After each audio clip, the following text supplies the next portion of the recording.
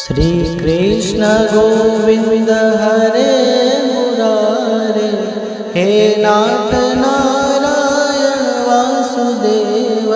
श्री कृष्ण गोविंद हरे मुरारे, हे नाथ नारायण वासुदेव।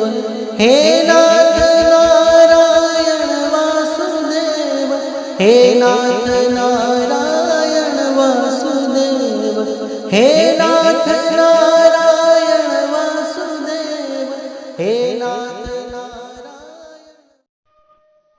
नमस्कार, आप सभी का बहुत बहुत स्वागत है हमारे श्री उदासी दरबार चैनल में।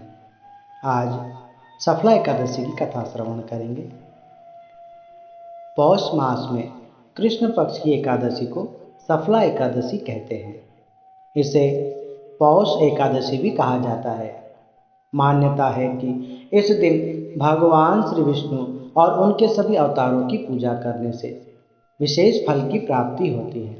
इस व्रत को सच्ची निष्ठा और आस्था के साथ करने से मनुष्य को सौभाग्य और सफलता की प्राप्ति होती है। अन्य एकादशी तिथि की तरह ही सफला एकादशी की भी पूजा की जाती है। प्रातःकाल उठने के बाद स्नान आदि करके व्रत का संकल्प करना चाहिए। फिर पूजा स्थल पर गंगा जल का छिड़काव करके भगवान श्री विष्णु की विधिवत पूजा करें। तुलसी के पत्ते, अगरबत्ती, सुपारी, फल फूल, नारियल और मेवा आदि से भगवान की पूजा करें। सफला एकादशी के व्रत की कथा पढ़े अथवा श्रवण करें और फिर भोग अर्पित करें। इस शुभ अवसर पर श्री विष्णु जी के साथ श्री कृष्ण जी की भी पूजा की जाती है और कुछ लोग अपने घर में सत्यनारायण भगवान की कथा भी करवाते हैं। पद्म पुराण में सफला एकादशी व्रत का महत्व बताया गया है। स्वयं भगवान श्री कृष्ण ने युधिष्ठिर को बताया है कि सफला एकादशी का व्रत के जो देवता हैं वो श्री नारायण जी हैं। जो व्यक्ति सफला एकादशी के दिन व्रत रखकर भगवान विष्णु की पूजा अर्चना करता है और रात्रि में जो जागरण करता है, प्रभु का ध्यान और श्री हरि के अवतार एवं उनकी कथाओं को श्रवण करता है, उन्हीं का व्रत सफल होता है। इस प्रकार से सफला एकादशी का व्रत करने वाले पर भगवान प्रसन्न होते हैं। व्यक्ति के जीवन में आने वाले दुखों को पार करने में भगवान सहयोग करते हैं। वह अपने हर कार्य में सुखपूर्वक सफलता प्राप्त करता है। जीवन के सभी सुख प्राप्त कर अंत समय में परम गति को प्राप्त होता है। आइए अब हम सफला एकादशी की कथा श्रवण करते हैं। मोक्षदा एकादशी का वृत्तांत समाप्त होते ही धर्मराज युधिष्ठिर ने भगवान श्री कृष्ण से विनती की, हे भगवान, विष्णु के साक्षात स्वरूप पौष मास के कृष्ण पक्ष की एकादशी का क्या नाम है? उस दिन किस देवता की पूजा की जाती है तथा उसकी क्या विधि है? भगवान श्री कृष्ण ने कहा, हे धर्मराज, मैं तुम्हारे स्नेह के कारण तुम्हारे प्रश्नों का उत्तर देता हूँ। एकादशी व्रत से अधिक तो मैं अधिक दक्षिणा देने वाले यज्ञ से भी प्रसन्न नहीं हूँ। अतः तुम इसे अत्यंत भक्ति और श्रद्धा से युक्त एकाग्र मन से सुनो। इस एकादशी के देवता श्री नारायण जी हैं। नारायण भगवान की पूजा करनी चाहिए। जिस प्रकार नागों में शेषनाग, पक्षियों में गरुड़ और सब ग्रहों में चंद्रमा, यज्ञों में अश्वमेध, देवताओं में भगवान विष्णु श्रेष्ठ है, उसी तरह सब व्रतों में एकादशी व्रत श्रेष्ठ है। जो मनुष्य सदैव एकादशी का व्रत करते हैं, मेरी पूजा के हेतु ऋतु के फल, नारियल, नींबू, अनार, सुपारी आदि मुझे अर्पण करते हैं। धूप, दीप, नैवेद्य आदि से षोडशोपचार पूजा करते हैं और रात्रि को जागरण करते हैं। इस एकादशी के व्रत के समान यज्ञ, तीर्थ, दान, तप तथा दूसरा कोई व्रत नहीं है। 5000 वर्ष तप करने से जो फल मिलता है, उससे भी अधिक फल सफला एकादशी का व्रत करने से मिलता है। अब तुम इस एकादशी की कथा ध्यान पूर्वक सुनो।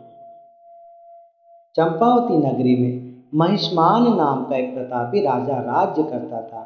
उसके 4 पुत्र थे। उन सब में लुम्भक जो नाम का पुत्र था वो बड़ा महापापी था। वह सदा पर स्त्री का संग, वैश्यागमन और दूसरे बुरे कर्म करता था। वह देवताओं, ब्राह्मणों और वैष्णवों का निंदक था। जब राजा को अपने बड़े पुत्र के कुकर्म का ज्ञान हुआ तो राजा ने लुम्भक को तुरंत अपने राज्य से निकाल दिया। तब वह विचारने लगा कि अब किधर जाऊं, मैं क्या करूं, और उसने यह निर्णय किया कि अब वह चोरी करने का कार्य करेगा और एक सोचकर वन की ओर चल पड़ा। वह दिन भर वन में रहता और रात्रि को अपने पिता की नगरी में चोरी करता। वह प्रजा को तंग करने और मारने का कुकर्म भी करता था। वह वन में पशुओं आदि को मारकर खाता था। राज्य के कर्मचारी उसके इन कर्मों के कारण उसे पकड़ लेते थे, परंतु राजा के भय के कारण उसे छोड़ देते थे। और वह जिस दिन वन में रहता, उस वन में अत्यंत प्राचीन पीपल का एक बड़ा वृक्ष था और लोग उसकी भगवान के समान पूजा करते थे। उसी वृक्ष के नीचे महापापी लुम्बक रहा करता था। इस वन को लोग देवताओं का क्रीड़ा स्थल मानते थे। पौष कृष्ण पक्ष की 10वीं के दिन लुम्भक वस्त्रहीन होने के कारण ठंड के मारे समस्त रात्रि सो न सका और ठंड से मूर्छित हो गया। उसके हाथ पैर अकड़ गए और सूर्योदय होने पर भी उसकी मूर्छा नहीं गई। दूसरे दिन सफला एकादशी को दोपहर के समय सूर्य की गर्मी से उसकी मूर्छा दूर हुई तो वह होश में आकर लंगड़े की भांति पैरों से बार बार लड़खड़ाता हुआ वन में भोजन की तलाश में भटकने लगा। परंतु शारीरिक कमजोरी और कष्ट के कारण वह जीवों को मारने के अनेक प्रयास किए, पर मारने में असमर्थ रहा। अंत में वृक्षों से गिरे हुए फलों को उठाकर अपने स्थान पीपल के वृक्ष के नीचे आ गया। उस समय तक सूर्य देवता अस्त हो चुके थे। उसने फलों को पीपल के वृक्ष के नीचे लाकर रख दिया और रो रो कर कहने लगा, हाय मेरा कैसा भाग्य है। हाँ, एक समय ऐसा था कि मैं राज्य के सभी सुख भोग रहा था। आज देखो मेरी दशा कैसी हो गई है। मुझे खाने के लिए कितना भटकना पड़ रहा है। यह सब मेरे बुरे कर्मों का ही परिणाम है। इस प्रकार चिंतन करते हुए बोला, भगवान यह सब फल फूल आपको ही अर्पण है, आप ही इनसे तृप्त हो जाइए। और रात्रि भर उसको दुख के मारे ना फल फूल अच्छे लग रहे थे और ना ही नींद आ रही थी। बस वह रो रो कर अपने कर्मों को और भगवान को ही याद करता रहा। इस प्रकार लुम्भक से अनजाने में ही सफला एकादशी का व्रत और रात्रि में भगवान का चिंतन करने के कारण भगवान की भक्ति हो गई। इस व्रत तथा जागरण से भगवान अत्यंत प्रसन्न हुए और उसके सभी पाप नष्ट हो गए। दूसरे दिन प्रातः काल समय अनेकों सुंदर वस्तु से सजा एक अति सुंदर घोड़ा लुम्भक के सामने आकर खड़ा हो गया और उसी समय आकाशवाणी हुई कि हे राजपुत्र, भगवान नारायण की कृपा से तुम्हारे सभी पाप नष्ट हो गए हैं। तुम सफला एकादशी के प्रसाद से राज्य और पुत्र प्राप्त करोगे। अब तुम अपने पिता के पास जाकर राज सुख भोगो। लुम्बक आकाशवाणी सुनकर अत्यंत प्रसन्न हुआ और बोला, हे भगवान आपकी सदा जय हो, आपकी सदा जय हो। इस प्रकार कहते हुए उसने घोड़े की पीठ पर रखा हुआ भोजन ग्रहण किया, सुंदर वस्त्र आभूषण आदि पहन लिए और घोड़े पर चढ़कर अपने पिता के पास चला गया और उन्हें संपूर्ण कथा कह सुनाई और अपने किए हुए बुरे कर्मों की अपने पिता से क्षमा भी मांग ली।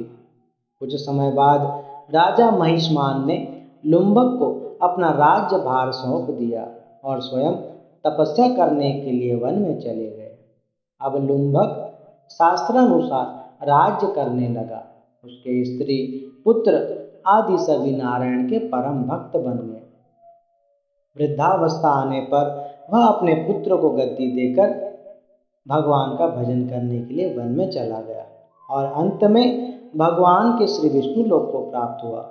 जो मनुष्य भक्ति पूर्वक इस सफला एकादशी का व्रत करते हैं उनको सभी कार्यों में सफलता मिलती है और अंत में मुक्ति प्राप्त होती है। जो मनुष्य इस एकादशी का व्रत नहीं करते वह पूंछ और सींगों से रहित पशु के समान है। इस सफला एकादशी के व्रत का प्रभाव तो अनंत है। इसके महात्म के पढ़ने अथवा सुनने मात्र से ही अश्वमेध यज्ञ का फल प्राप्त होता है। बोले श्री एकादशी मैया की जय।